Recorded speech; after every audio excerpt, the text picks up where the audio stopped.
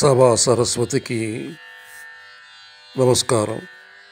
ఈరోజు నేను స్వరదేవతకు గీతార్చన అనే శీర్షిక కవిత చదువుతాను.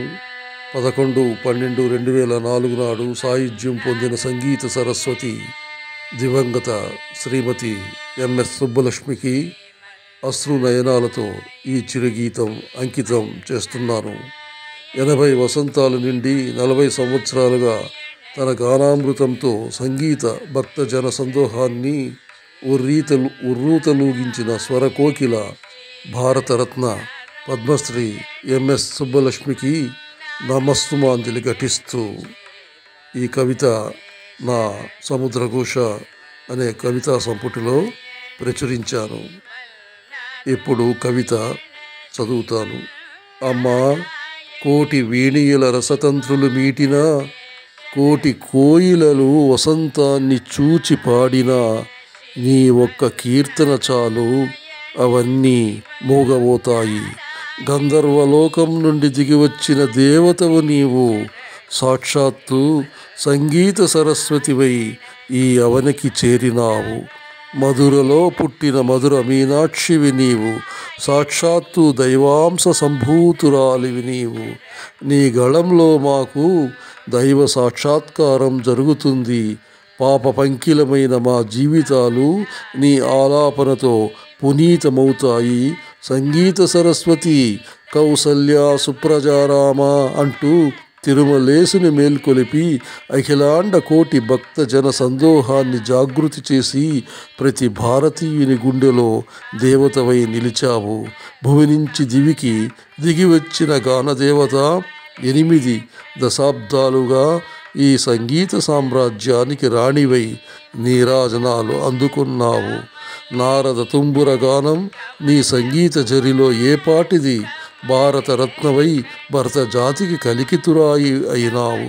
అమ్మా, నీ జన్మ ధన్యం, నీ కథ అమరం. వినమ్రత, సౌశీల్యం, వితరణశీలం, దయాగుణం నీ ఆభరణాలు. అహంకారం నీలో లేశమైనా కనపడదు.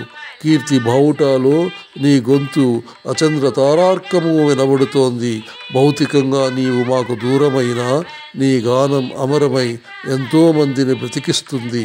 శిశుర్వేత్తి పశుర్వేత్తి వేత్తి గాన రసపణిహి అన్నారే ఆర్యులు, పండితులు, పామరులు, దేశీయులు, విదేశీయులు, యోగులు, జోగులు, భోగులు, రోగులు, శిశువులు, పశువులు, పాములు, పక్షులు నీ గానాంబుదిలో ఓలలాడవలసిందే. తూర్పు పడమరములు సంగమించిన చోటు నీ పసిడి మోమును విరాజల్లే కుంకుమ బొట్టు. నీవు ప్రతి భారత నారికి గర్వకారణం. ఆర్ద్రత, భక్తి నిండిన నీ మోములో సకల దేవతలు కొలువై ఉంటారు.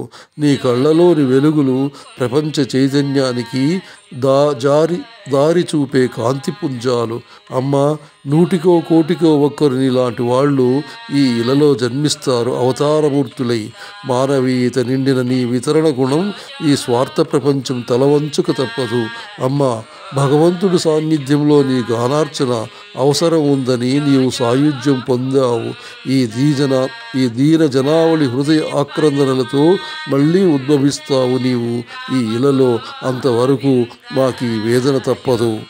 సుబ్బలక్ష్మి గారికి ఈ కవిత అంకితం చేస్తున్నాను.